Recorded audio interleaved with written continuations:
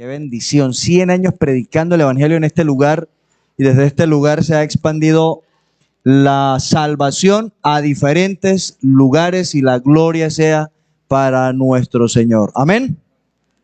Este fue el primer templo, como ya bien lo sabemos, que se construyó, la primera congregación que nació, y por ahí estaba mirando los datos de una congregación en la zona rural que data desde 1928, o sea que 2 años después de haber establecido o haberse construido este templo, ya se estaba trabajando también por allá en otro lugar en la zona rural, y entre esos también tenemos aquí en la Don Juana, Páramo de la Paz, que fueron los lugares que continuó el evangelio después de haberse establecido en este lugar, y gracias a Dios por eso.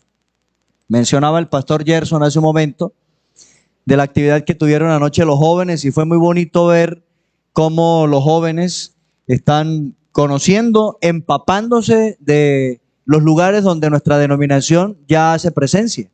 Entonces, hermanos, no solamente en esta cuadra se ha predicado el evangelio, sino que hoy estamos en 20 departamentos de nuestro país, y tenemos unas 160 iglesias ya establecidas. Entonces damos gracias a Dios porque la obra ha seguido creciendo. Y hoy los encargados de llevar el evangelio, ¿quiénes son? ¿Alguien me puede decir quiénes son los encargados de llevar el evangelio? ¿Quién? ¿Yo? Todos. O sea, usted y yo. Usted y yo somos los encargados, sí señor, de proclamar la salvación, de llevar las buenas nuevas. Y aunque los encargados del Ministerio de Jóvenes creo que salieron con ellos a dar su clase también, pero qué bueno es que podamos un día tener un trabajo, así como se hizo anoche con los jóvenes, hacerlo también aquí con la iglesia, donde podamos orar por todos los pastores y por cada obra misionera que tiene nuestra denominación Evangélica Alianza de Colombia, desde las diferentes regiones, como anoche lo estaban exponiendo en diferentes regiones. Bueno, y decirles, hermanos, que en ese crecimiento de nuestra denominación, en procuras de seguir llevando el evangelio a todos los lugares, este año, desde el mes de enero, se dio inicio a una obra nueva. Esa obra está en Riohacha, capital de La Guajira. Muy bien. Y les voy a dejar presente el nombre del pastor misionero que está en ese lugar para que ore por él. Se llama Mario Trujillo. Mario Trujillo tiene esposa y unos hijos, la hermana Karina y sus hijos, para que estemos orando por ellos, para que el Señor los use grandemente en el desarrollo de esa obra. Mario Trujillo. Y si Dios quiere, de hoy en 8 se hará la instalación oficial del pastor misionero, que estará trabajando, ya iniciando de manera formal, la obra misionera en la ciudad de Pereira. Así que les ruego que estar orando. Si Dios quiere, el pastor presidente de nuestra denominación, un siervo aquí de nuestra congregación, el hermano Elpidio Contreras, y este servidor estaremos visitando la obra misionera que tiene también poco tiempo de haber iniciado en Manizales. Próximo jueves estaremos en Manizales, viajando hacia Manizales, y el domingo haremos la instalación oficial del pastor misionero en Pereira, para que estén orando, hermanos, para que estén orando al Señor. Y usted sabe que cada vez que se levanta una obra nueva, también se levanta la oposición, sí señor. Se levantan los enemigos de la obra. Entonces, estar orando al Señor por los pastores misioneros. Mire, hace 15 días hicimos el culto de apertura ahí en el barrio Rudecindo Soto, y estábamos dando gracias a Dios por reiniciar la obra. Algunas personas que han conocido la Iglesia Alianza en tiempos atrás ya se conectaron ahí. Apareció una hermana y preguntó: ¿quiénes van a hacer culto aquí? Y le dijimos: la Iglesia Alianza. Y dijo: ¡ay, aleluya! Esa es la iglesia que trajo el evangelio aquí.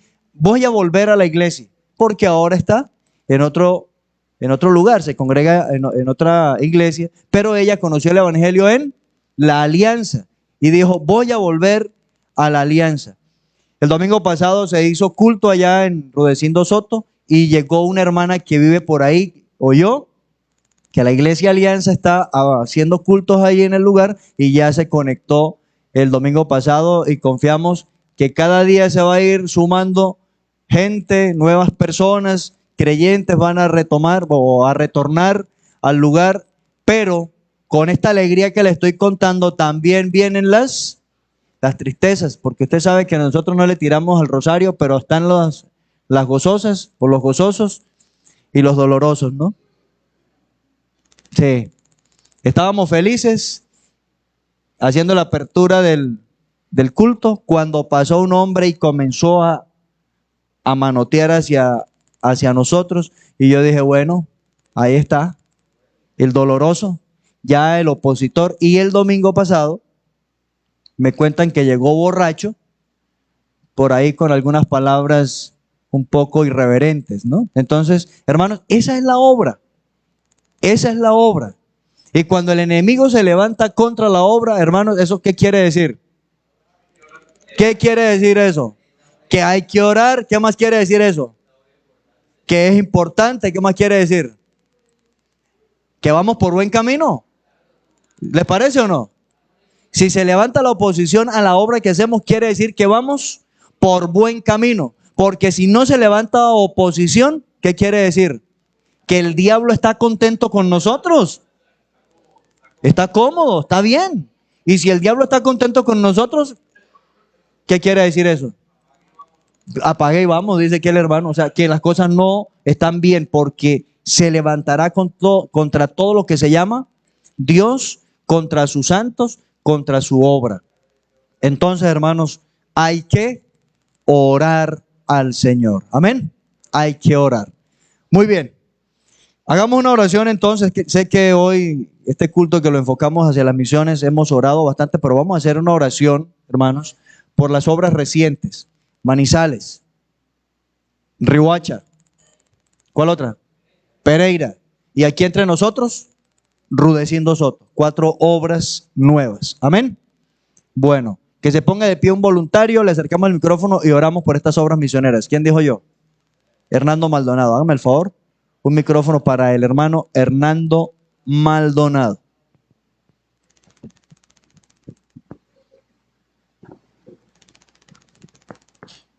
Señor, queremos agradecerte porque estás haciendo una obra maravillosa, grandiosa.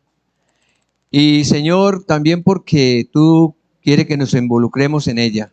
Te pedimos que por favor nos ayudes y que podamos, Señor, hacer tu voluntad en estas obras, oh Dios. Glorifícate, danos ánimo, Señor, fortaleza y, Señor, la disposición para ayudar en estas obras, Señor, para gloria de tu nombre, en Cristo Jesús, nuestro Señor y Salvador. Amén. Amén. Muchas gracias, mi hermano Hernando. Hay 4 hermanos que tienen un texto listo. Voy a pedirles que se hagan aquí al lado del que tiene el micrófono, hermano Gerson Rueda, Gamaliel, Gabriela. Ay, Gabriela se nos fue. Bueno, ahí le ayudamos a Gabriela. ¿Y quién más? Hay otro hermano que tiene un texto también, Camilo López.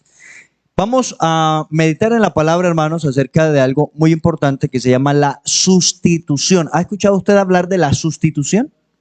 ¿Sí? ¿Se han escuchado hablar de la sustitución? Hermanos, en el cumplimiento de nuestra tarea, de nuestra labor evangelística y misionera, es necesario enseñarle a quienes nos reciben, a quienes nos oyen. Es necesario enseñarles la doctrina de la sustitución. Necesitamos entender la sustitución nosotros en primer lugar y luego compartirle también a otros lo que significa la sustitución. Y vamos a entonces a escuchar estos textos. También el hermano Santiago está presto para colocarlos ahí en la pantalla de modo que todos podamos leerlo. Muy bien. Escuchamos entonces Isaías 53, versículos 4 y 6. Y usted, por favor, Presten mucha atención a estos textos. Isaías 53. Creo que le corresponde a la hermana Gabriela, pero tuvo que salir. Así está, así está. A ver. Ya la tenemos con nosotros. Isaías 53, 4 y 6. Vamos a leer bien esa puntuación para que encontremos el sentido a lo que dice la palabra. Dice, ciertamente llevó él nuestras enfermedades y sufrió nuestros dolores, y nosotros le tuvimos por azotado, por herido de Dios y abatido. Mas el herido fue por nuestras rebeliones, molido por nuestros pecados, el castigo de nuestra paz fue sobre él, y por su llaga fuimos nosotros curados. Todos nosotros nos descarriamos como ovejas, cada cual se apartó por su camino, mas Jehová cargó en él el pecado de todos nosotros. Amén. Amén. Muchas gracias, hermana Gabriela. Escuchamos también segunda carta a los Corintios, capítulo 5, versículo 21. Por favor, atención a lo que dice la Escritura en este maravilloso texto. Dice así la Biblia: al que no conoció pecado, por nosotros lo hizo pecado, para que nosotros fuésemos hechos justicia de Dios en él. Amén. Primera de Pedro 2, 24. Dice así la palabra del Señor: quien llevó él mismo nuestros pecados en su cuerpo sobre el madero, para que nosotros, estando muertos a los pecados, vivamos a la justicia, y por cuya herida fuiste sanado. Amén. Gálatas 3, 13, por favor.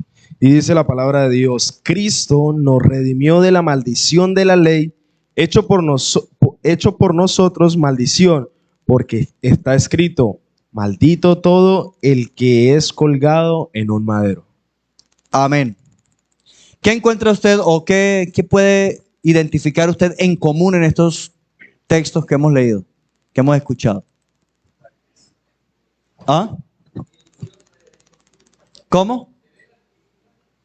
¿Qué pudo identificar usted? Bueno, aquí escucho que nos reemplazó. ¿Qué más? Que por nosotros se hizo pecado. Que Él cargó nuestros pecados, todo lo que debía recaer sobre nosotros fue cargado sobre Él. La sustitución. Entonces, cuando se habla de la sustitución, quiere decir que Jesús tomó nuestro lugar. Que Jesús tomó nuestro lugar. Aquellos 3 hombres colgados en el madero, bueno, uno le injuriaba diciéndole: si eres hijo de Dios, sálvate a ti mismo y sálvanos a nosotros. El otro, ¿qué dijo? Nosotros a la verdad, no, le dice así: ni aún temes tú a Dios, estando en la misma condenación. Mire usted, en la misma condenación, porque todos habían sido condenados a muerte. Y añade el malhechor, dice: nosotros a la verdad justamente padecemos, pero refiriéndose a Jesús, ningún mal ha hecho. Sí, justamente padecemos, pero Jesús no padeció justamente, pero igual padeció. Padeció de la misma manera que los malhechores.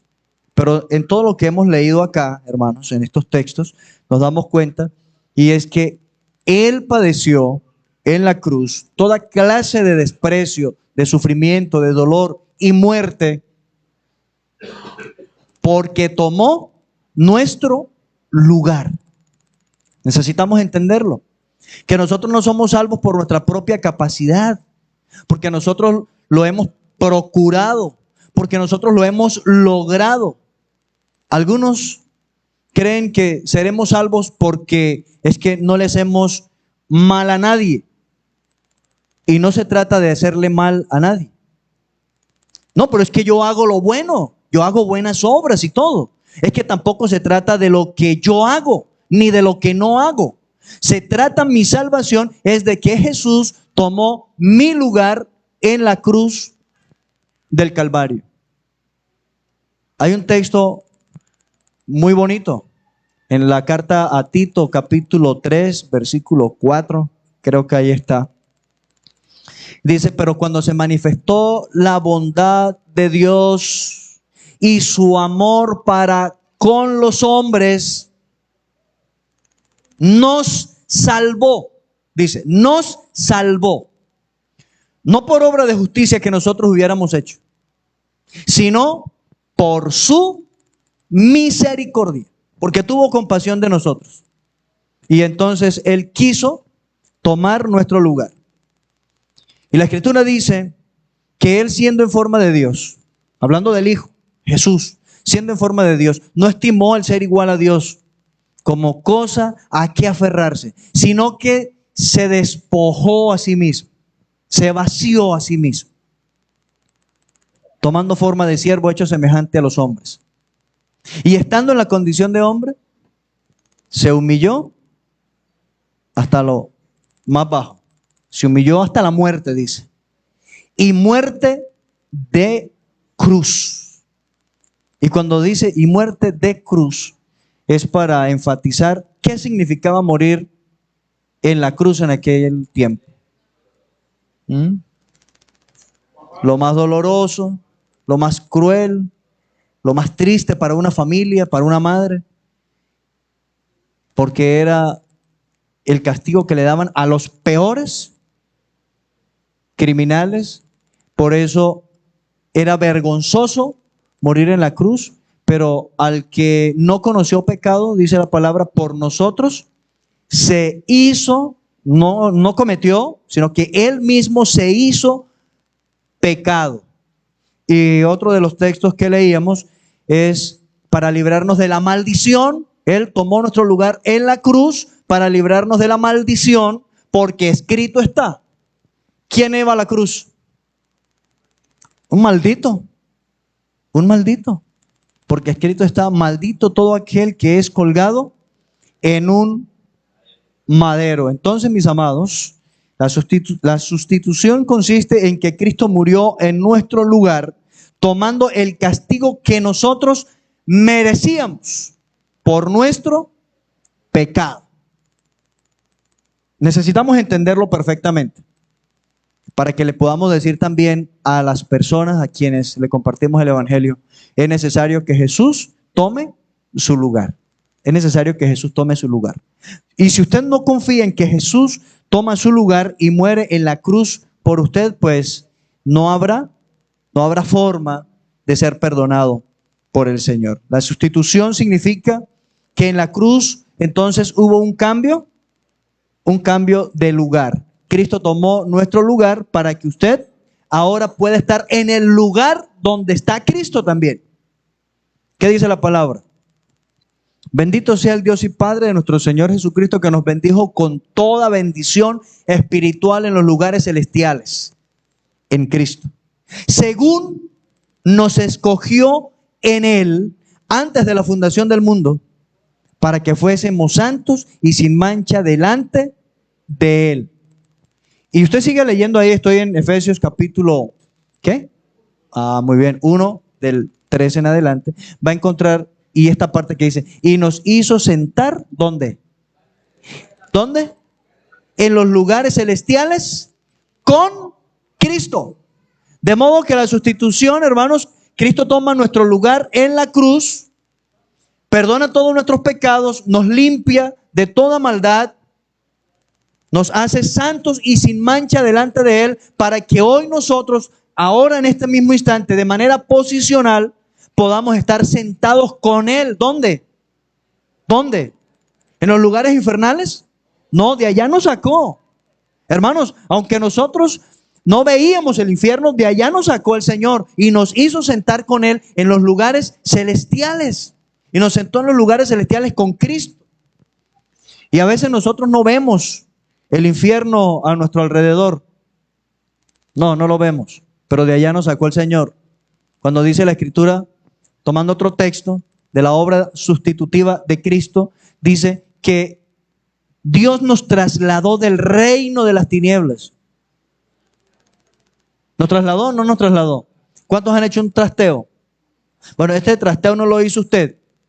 Este trasteo se lo hizo el Señor. Nos trasteó, nos trasladó del reino de las tinieblas al reino de su amado Hijo, en quien tenemos redención por su sangre.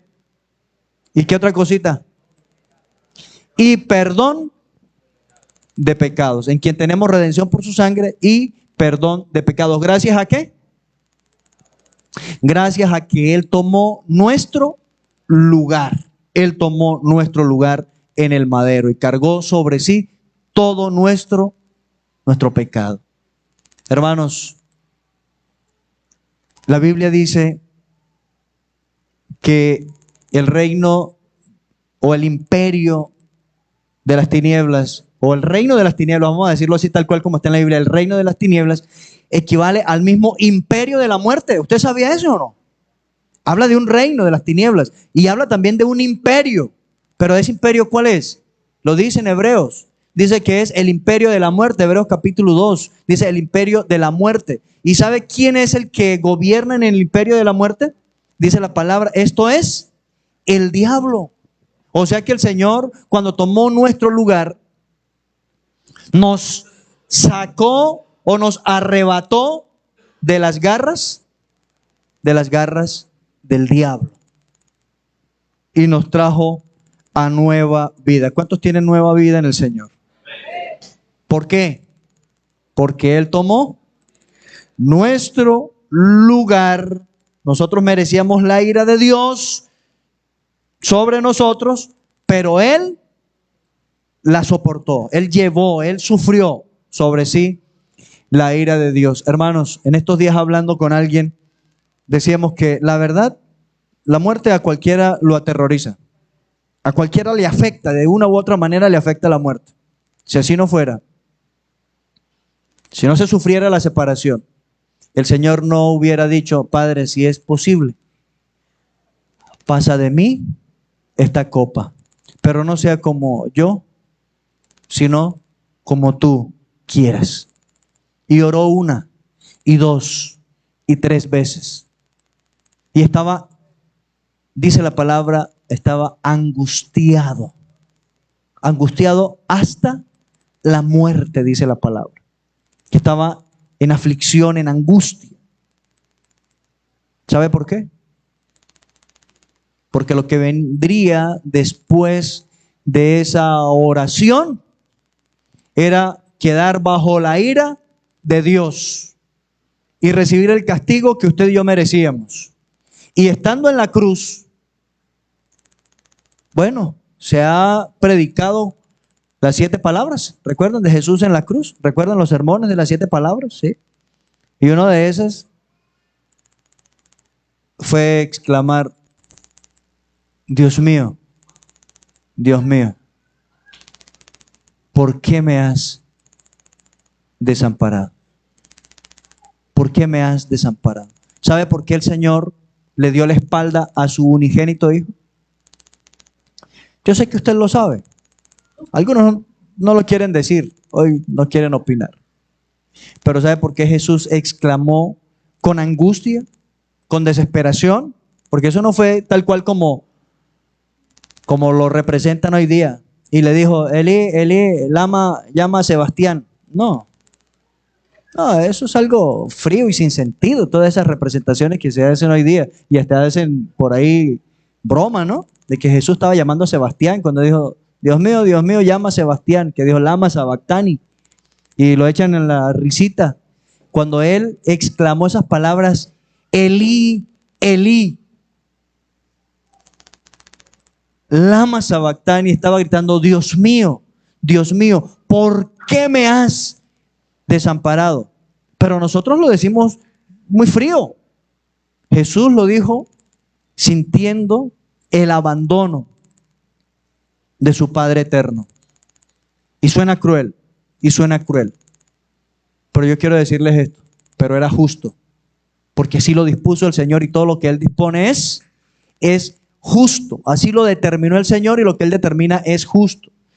Y cuando Él exclama esas palabras diciendo, ¿por qué me has desamparado? Es porque en ese momento sus pecados y mis pecados habían sido puestos sobre Jesús, de manera que como Dios no tiene ninguna relación con el pecado, también abandonó a su Hijo por causa del pecado. ¿Sabe qué dice Romanos 6:23?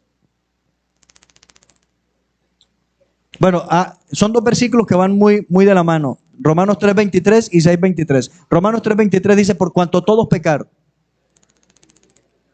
están destituidos de la gloria de Dios. ¿Qué es destituir? ¿Qué es destituir? Cuando destituyen a alguien, ¿qué quiere decir? Queda fuera. Es echado. Sin ninguna consideración. Sin ningún favor. Sin ninguna... nada. Y es una vergüenza ser destituido de algo. Es una vergüenza.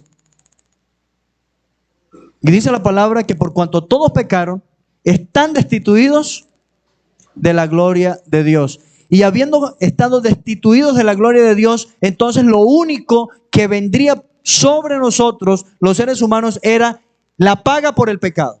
Vas a pagar por el pecado que te ha destituido de la gloria de Dios. ¿Y qué dice la palabra? Que la paga del pecado es muerte, es separación de Dios, separación eterna. La paga del pecado es muerte. Mas la dádiva de Dios, el regalo de Dios, ¿qué es? Es vida eterna. Escuche bien, en Cristo Jesús. ¿Por qué vuelve y juega el nombre de Cristo aquí? Amados hermanos, porque es que Él es el que pagó. Él es el que pagó. Entonces es en Él. Por eso, cuando el ser humano cree que por sus propios medios, que por lo que hace, o por lo que no hace, o por lo que otros harán, tendrán vida eterna, no es posible. Es necesario creer. Es necesario creer que Cristo tomó. ¿Qué tomó Cristo? Nuestro lugar en la cruz. Ahora, si miramos en Romanos capítulo 5, ubíquese ahí por favor. En Romanos capítulo 5, el versículo 2 en adelante, podemos mirar que la sustitución que Cristo efectuó era necesaria, era urgente. ¿Por qué era urgente esa sustitución? Dice que por tanto como el pecado entró en el mundo por un hombre y por el pecado la muerte, así la muerte pasó a todos los hombres por cuanto todos, ¿cuántos? Todos pecaron. Entonces, la sustitución se hizo necesaria porque el pecado entró y nadie podía resolver el tema del pecado, solamente el sacrificio de Cristo. En aquel tiempo, Dios estableció que el pueblo de Israel ofreciera sacrificios de corderos, ¿cierto? De toros y de machos cabríos. ¿Y sabe qué dice la carta a los Hebreos en el capítulo 10? Dice que la sangre de los toros y de los machos cabríos nunca pudieron quitar los pecados del pueblo, de nadie, de ninguno. El sumo sacerdote debía ir y presentar sacrificio por sí mismo y luego presentar por el pueblo. Pero dice la palabra que la sangre de estos animales no pudo quitar el pecado.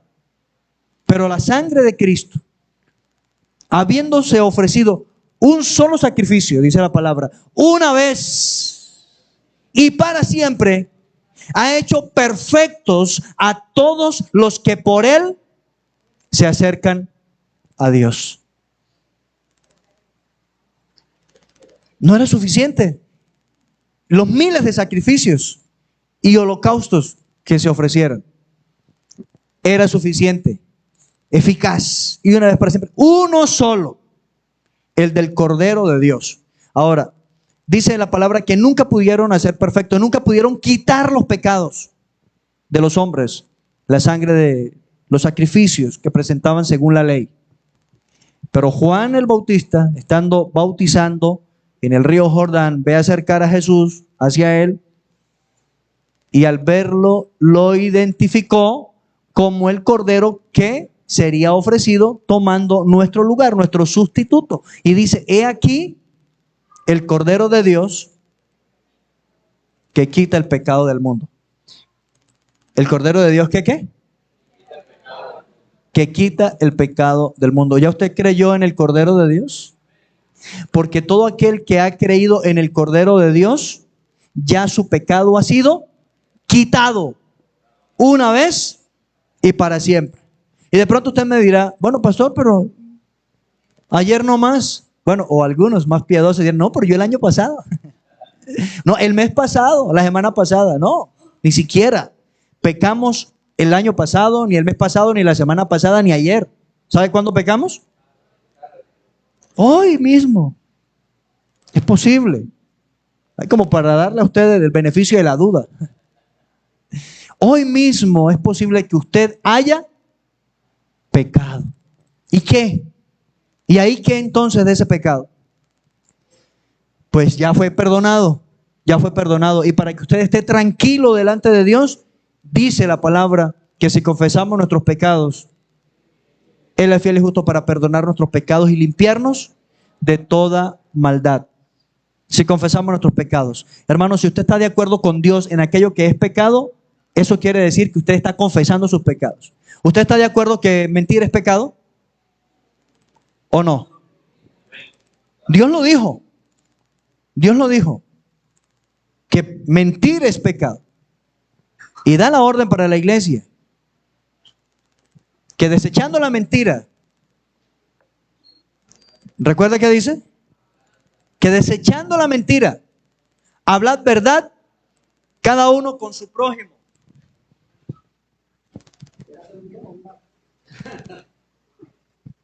Desechando la mentira, hablad verdad, cada uno con su prójimo. Si Dios lo dice, porque es pecado mentir. ¿Usted está de acuerdo con eso o no? ¿Miente o no miente? Pero ya el pecado de la mentira fue resuelto. Pero cuando pecamos, entonces Dios nos ha dejado la confesión para que por la confesión estemos a paz con el Señor. Hijitos míos, estas cosas os escribo para que no pequéis. Y si alguno hubiere pecado, abogado tenemos ¿para con quién? Para con el Padre. ¿A quién? A Jesucristo, el justo. Y Él es la propiciación. ¿Qué es propiciación? ¿Qué es propiciación? No dice una propiciación, sino Él es la. Queriendo decir que es una sola propiciación por el pecado. Y Él es la propiciación por nuestros pecados, dice. Y no solamente por los nuestros, sino por los de todo el mundo. ¡Qué bendición!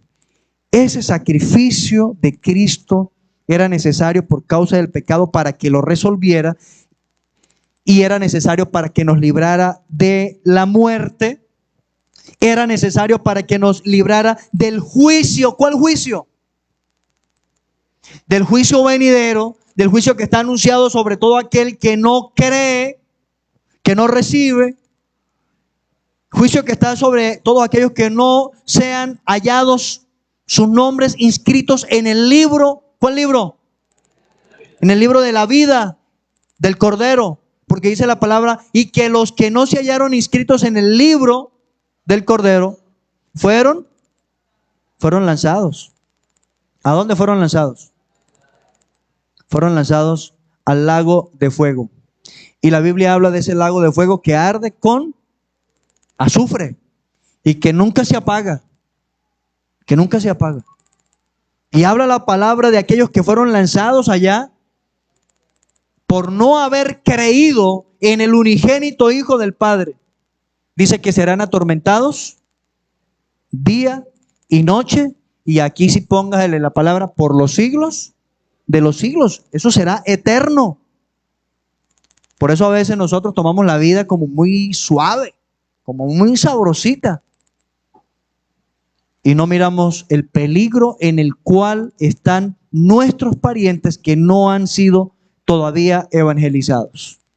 Y no miramos el peligro en el cual se encuentran no solamente nuestros parientes, sino nuestros amigos. A veces decimos ser muy amigos de X persona y compartimos con él en cualquier reunión familiar, social. A la hora de hacer un convite, ese amigo es el que voy a traer a mi casa y lo complazco y no le hablo del evangelio. Y mañana, ¿qué? ¿Se puede ir sin Cristo? Se puede ir sin Cristo. Por eso hay un cántico que entonamos acá. ¿Sabe cuál voy a decir, no? Si sientes compasión por tus amigos, entonces ¿qué hay que hacer? Háblales de tu Señor. ¿Quién es tu Señor? ¿Y qué hace tu Señor por ese amigo? Librarlo de la ira venidera. Librarlo de la ira venidera. Amados hermanos, la sustitución es necesaria por causa del pecado que entró al mundo por un hombre y pasó a todos los hombres la muerte por cuanto todos pecaron. Por el juicio que vendrá sobre la humanidad no creyente y por la condenación que los confinará eternamente al infierno, separados de la presencia de Dios. Cuando Jesús le pidió al Padre, si es posible, pasa de mí esta copa, es porque él sabía lo cruel que sería estar sin el Padre, estar sin el Padre. Nosotros hoy gozamos de la gracia del Padre. ¿Estoy en lo cierto o no? Muy bien. Nosotros, y cuando digo nosotros, quizás usted piensa que solamente los creyentes gozamos de la gracia del Padre, pero déjeme decirle que aún los que en este tiempo aún no han creído y están vivos, siguen gozando de la gracia del Padre. La Biblia dice que Dios hace salir el sol y hace llover, ¿cierto? Sin distinción. O sea, la gracia común de Dios sustenta toda la creación y dentro de esa creación están los seres humanos, aquellos que en su necio corazón dicen, no, Dios no hay Dios, eso es un cuento que inventaron, la Biblia es papel, eso le cabe mucho y yo no creo en ningún Dios, yo creo en mí mismo, en mi superación y en que yo lo puedo lograr. Cree en ti mismo. Y hay un mensaje satánico por el mundo que aunque no presentan a Satanás, pero eso es cuando a usted alguien lo anima a que sea autosuficiente. Eso es satanismo. A que usted sea independiente en todo, eso es satanismo. Y mírenlo allá en Génesis, capítulo 3. No moriréis. Dios dijo morirás, pero él dijo no moriréis. Lo que pasa es que sabe Dios que el día que tú comas de ese árbol, serán abiertos vuestros ojos y seréis como Dios. ¿Por qué colocó a Dios? Porque Dios es el único autosuficiente. No hay más. Él es el único autosuficiente y todo suficiente. Pero el hombre quiere ser autosuficiente. No depender de nadie. Ser y hacer por sí mismo. Eso es un mensaje satanista. Aunque no le presente el nombre de Satanás como tal, es un mensaje satanista. El humanismo es satanismo, así de sencillo. Entonces, amados hermanos, necesitamos llevar a la gente a Cristo, a que dependa de Cristo y no dependa de sí mismo. Ese es el mensaje que usted y yo debemos hoy predicar y que conozcamos muy bien en qué consiste la sustitución. Cristo en mi lugar. Y dígale a su amigo, Cristo en tu lugar. Allá en la cruz era para ti, no para mí.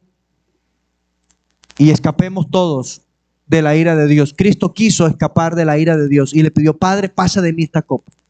Porque no hay cosa más triste para el ser humano que no gozar de la gracia de Dios. Hoy todos los seres humanos, como lo vengo diciendo, gozamos de la gracia de Dios. Pero los creyentes, solamente los creyentes, continuaremos disfrutando de la gracia de Dios después de la muerte. Porque dice la palabra que hay esperanza para el pecador, entre tanto que él vive. Pero muerto el pecador, perdida la esperanza. Después que el pecador vaya a la tumba sin haber creído en el unigénito Hijo del Padre, ya no hay esperanza. Solamente la ira de Dios está sobre él. Quiero que miremos en el versículo 16 de Romanos 5. Versículo 16 en adelante. La sustitución, ¿qué beneficios trajo para nosotros? ¿Qué beneficio trajo la sustitución? ¿Alguien tiene algo por ahí? Dice la palabra, pero el don. Bueno, acá en esta versión dice pero allá dice y con, ¿no? Pero bueno, está bien, no vamos a pelear por esa. Y con el don, aquí dice, pero el don, listo. Pero, siga hermano, ¿cómo? Perdón, sí, yo estoy en el 15, sí. Gracias, Pastor Gerson. Sí, muy bien, el 16. O bueno, o leamos el 15 y el 16 para tomar el contexto, ¿listo? 15 y 16.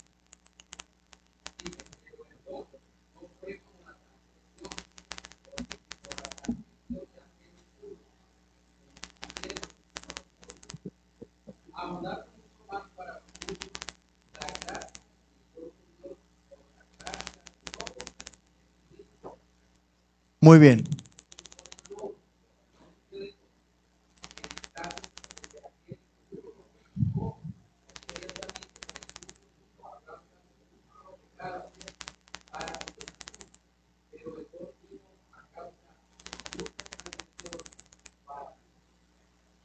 Muy bien, para justificación. Entonces, ¿qué podemos decir? Que cuando Cristo murió en nuestro lugar, trajo beneficios a nuestra vida. Uno, Él es el don. Él es el don. ¿Qué es don? ¿Don Jesús? ¿Don Cristo? No. El regalo de Dios. Es el regalo. Dios lo entrega. Vamos a recordar algunos versículos. San Juan 14:6. Porque de tal manera amó Dios al mundo. ¿Qué ha hecho el Señor? Yo dije una cita y estoy con otro. No, muy bien. Samuel 14:6, no, Samuel no. Juan 3:16. Porque de tal manera, ese sí era. Porque de tal manera amó Dios al mundo. ¿Qué hizo Dios? ¿Eso qué es? Un regalo, un don que ha dado a su Hijo unigénito, para que todo aquel que en Él cree no se pierda, mas tenga vida eterna. Amados hermanos, ese es el regalo de Dios para la humanidad. Ese es el beneficio que nos trae la sustitución de Cristo. Dios entregó a su Hijo, lo envió. En Romanos 8 hay otro versículo, por ahí como el 31 y 32, Romanos 8, dice la palabra que Dios no escatimó ni a su propio Hijo. ¿Qué es escatimar? Reservar para mí. Mire, y ha pasado, ¿no? Ha pasado que uno está regalando cosas, pero esto no. Uno reserva algo, ¿cierto? Que no escatimó, dice el hermano, que tampoco lo perdonó.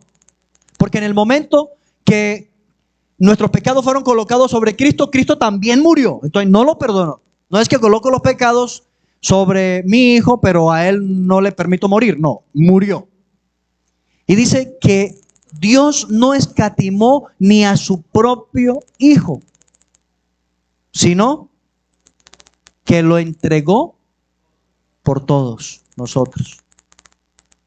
Ese es el don que ha traído, el beneficio, la bendición que ha traído la sustitución a nuestra vida. Y como ya lo leímos, dice en el versículo 26 que después, hermanos, de haber sido entregado el don, entonces mediante ese don, que es Cristo Jesús, hemos sido justificados. Míralo, verá el versículo 16. ¿Hemos sido qué? Justificados. ¿Qué es justificar? Porque a veces nosotros Cometemos el error y buscamos la manera de justificarnos, de salir bien librados. Pero no, hemos fallado, hemos pecado, hemos cometido el error. Pero aquí, cuando la Biblia habla de la justificación, quiere decir que el justo, que es Cristo, murió por los injustos. ¿Dónde está ese versículo? En la Biblia, ¿cierto? Primera de Pedro 3:18. El justo por los injustos para llevarnos a Dios. Entonces, un día hablando con alguien, a él le parecía injusto que un hombre que haya sido tan malo, y refirió nombre de algunas personas que han sido condenados y que en lo posible que ni vuelvan a salir de allá, y que en el sentido humano de justicia, lástima que no exista la pena de muerte para que de una vez lo maten, ¿sí? Nuestro sentido humano de justicia. Es imposible que él, después de haber hecho tan mal, tantos delitos, a la final entre al cielo. No me parece. Al injusto eso no le parece justo. Pero al justo, que es el Señor, sí es justo, porque Él pagó en la cruz por todos los crímenes y por todos los delitos de aquel que viene arrepentido delante del Señor. Que viene arrepentido delante del Señor. No que viene de pronto a un hombre o a alguien. Venga, ¿yo qué puedo hacer? ¿Yo qué puedo hacer para ser justificado? ¿Qué hay que responderle al que nos pregunte qué puede hacer para ser justificado? ¿Qué hay que responderle? Respóndale nada. Dígale nada. Usted no puede hacer nada. El ser humano no puede hacer nada por sí mismo para justificarse delante del Señor. Ya que por las obras de la ley, dice la palabra, recuerda que dice a continuación, ya que por las obras de la ley, ningún ser humano será justificado. Solamente será justificado aquel que es de la fe. ¿De quién? De Jesús. Y justificados pues por la fe, porque la justificación es por la fe, tenemos paz para con Dios. ¿Por medio de quién? De nuestro Señor Jesucristo. ¿Y por qué tiene que ser por medio de nuestro Señor Jesucristo? ¿Por qué? ¿De qué estamos hablando hoy? Porque Él me sustituyó en la cruz. Entonces, he ahí la justicia. Yo puedo ser justificado solamente ¿por quién? Por el justo. ¿Y quién es el justo? Cristo el Señor. Y Él ya pagó la deuda, porque es que a veces se cree que los pecados de los hombres quedan en la impunidad, porque ¿cómo es posible lo que dicen los evangélicos ahora, de que un hombre así haya cometido los delitos que sea, pero si cree es salvo? ¿Qué? ¿Y lo de él qué? ¿Va a quedar en la impunidad? No queda en la impunidad. ¿Por qué no queda en la impunidad? Porque Cristo ya pagó por él. Eso es otra cosa. Cristo pagó por nosotros, hermanos. ¿Cuántos lo creen? Cristo pagó por nosotros. Hermanos, eso de que Cristo pagó por nosotros no nos da a nosotros libertad para seguir haciendo lo que queremos quizás, o para seguir pecando. Eso de que Cristo pagó por nosotros, ¿a dónde debe llevarnos? Debe llevarnos a la gratitud. A la gratitud. Debe llevarnos ¿a dónde? A la adoración. Debe llevarnos a la consagración. Hay porciones de las Escrituras que siempre hay que estarlas recordando y que son muy bonitas y son fáciles de memorizar. A veces a los viejos se nos hace difícil recordar, pero memorizar, yo en la juventud memoricé, se los prometo. Así que, hermanos, os ruego por las misericordias de Dios. Mire, esto se lo está diciendo el Señor ¿a quién? A los que han sido justificados por Cristo el Señor. Así que, hermanos, os ruego por las misericordias de Dios que presentéis vuestros cuerpos en sacrificio vivo, santo, agradable a Dios, que es vuestro culto racional. Versículo 2. no se conforme a este siglo. ¿Cuál es el siglo? El sistema del mundo. No se moldee, no tome la forma del sistema del mundo, sino transformaos por medio de la renovación de vuestro entendimiento, para que comprobéis cuál sea la buena voluntad de Dios, agradable y perfecta. Hermanos, aquel que ha sido justificado por el justo, por el Señor Jesucristo, ¿qué procura cada día? ¿Qué procura cada día? Hombre, presentarse delante del Señor de la manera digna del Señor, en sacrificio vivo, santo, agradable a Dios. Efesios 3:10 creo, bueno, por ahí está, en Efesios está. Dice, comprobando lo que es agradable al Señor. ¿Qué quiere decir eso? Que en mi vida yo cada día debo analizar, examinar todo lo que voy a hacer y determinar si esto es agradable al Señor. Porque si he sido justificado por aquel que tomó mi lugar, debo agradarlo a Él. Debo vivir para Él. Consagrar mi vida a Él. Comprobar lo que es agradable a Él y hacer lo que honra y glorifica el nombre del Señor. Así que la sustitución de Cristo nos permite disfrutar de la justificación, nos permite disfrutar cada día de la gracia abundante de nuestro Señor. ¿Cuántos viven en la gracia de Dios? ¿Y qué es gracia? Don. ¿Qué es gracia? Favor, favor, favor, favor. ¿Sí? Favor. ¿Cómo? ¿Qué es gracia? Favor. Todo el que vive en la gracia de Dios, ¿vive en qué? En el favor de Dios. En el favor de Dios. ¿Le parece suficiente o no? ¿Sí le parece suficiente o no? Vivir en el favor de Dios. O como diríamos de otra manera, vivir en el favor de Dios es que el Señor nos lleve en la buena. ¿Cómo le parece eso? Que el Señor nos lleve en la buena. Por si de pronto con esto usted me entiende, vivir en el favor de Dios. Que el Señor nos lleve en la buena. ¿Cómo le parece eso a usted? Un beneficio grande. Pero ese beneficio grande de que el Señor nos lleve en la buena es gracias a su sacrificio en la cruz. Y la sustitución, amados hermanos, es una obra perfecta, completa. ¿Por qué? Porque la realizó el que es completo, el que es perfecto. La realizó Cristo el Señor. Cuando pensamos en Cristo, tenemos que mirar algunas cositas importantes de Cristo. ¿Pero por qué Cristo? Se preguntarán algunos.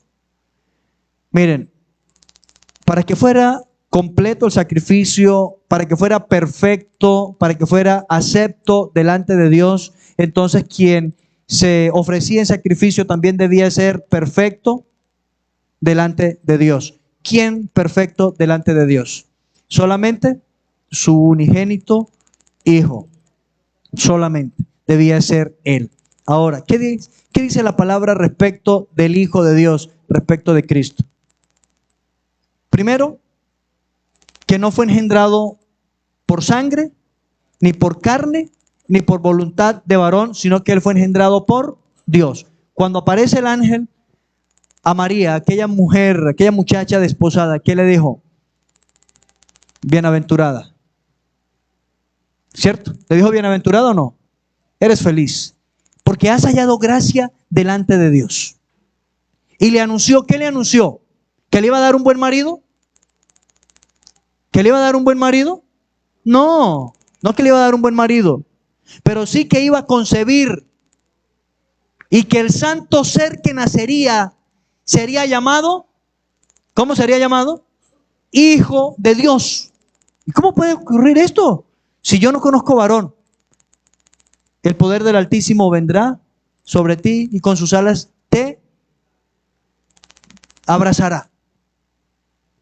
Y entonces, ahí se dio, ¿qué se dio en ese momento? La concepción del Hijo de Dios. ¿Intervino el hombre ahí? ¿Intervino el hombre en la concepción de Jesús? No, no, Señor. Porque si interviene el hombre, voy a decirlo de esta manera para que sea bien entendible, si interviene el hombre, se tira la vuelta. Si interviene el hombre, se tira todo, porque eso sí lo hacemos perfectamente. Equivocarnos, tirarnos todo, eso sí lo hacemos nosotros de manera perfecta. Entonces, fue necesario que el Hijo de Dios naciera engendrado directamente de Dios para que sea llamado Hijo del Altísimo, Hijo de Dios. Y nació Jesús y fue presentado, como bien sabemos, y llevó una vida, algunos dicen que una vida recta, impecable. Bueno, usted pueda decirlo como sea, pero yo lo voy a decir así, y llevó una vida como Dios. ¿Estamos de acuerdo o no? Como Dios.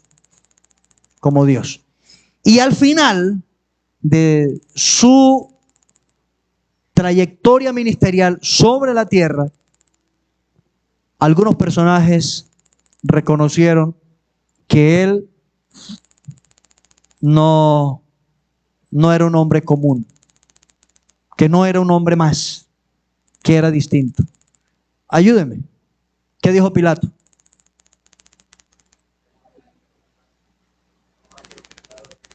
Pero yo no hallo ningún delito en él. Los judíos lo trajeron acusándolo de una serie de cosas con falsos testigos. Y después de todo el estudio investigativo, ¿qué dijo Pilato? No halló ningún delito en él. ¿Qué dijo la mujer de Pilato? ¿Ah? Le dijo a su marido. ¿Se acuerda así como le dice a su esposa? No tengas nada que ver con ese justo. Pilato dijo no halló delito en él. La mujer de Pilato dijo no tengas nada que ver con ese justo. Sigamos. ¿Recuerda de otro personaje que haya identificado a Jesús como un hombre fuera de lugar? Fuera de serie. Nada que ver con los que conozco. El malhechor, no palhechor, ¿no? Recuerden que palhechor ya está en López. El malhechor. ¿Qué dijo? ¿Ni aún temes tú a Dios estando en la misma condenación? Cuando él le dijo a su colega, porque dice la palabra que ambos eran ladrones, ¿no? Le dice a su colega, ¿ni aún temes tú a Dios estando en la misma condenación? ¿Qué está reconociendo? ¿Qué está reconociendo? Que Él es Dios. Y luego dice, nosotros justamente padecemos porque nuestros hechos lo ameritan, pero ningún mal hizo. ¿Qué está reconociendo? ¿Ah? ¿Qué está reconociendo? Inocencia. ¿Quién dijo eso? Justicia. Que era inocente, que era justo.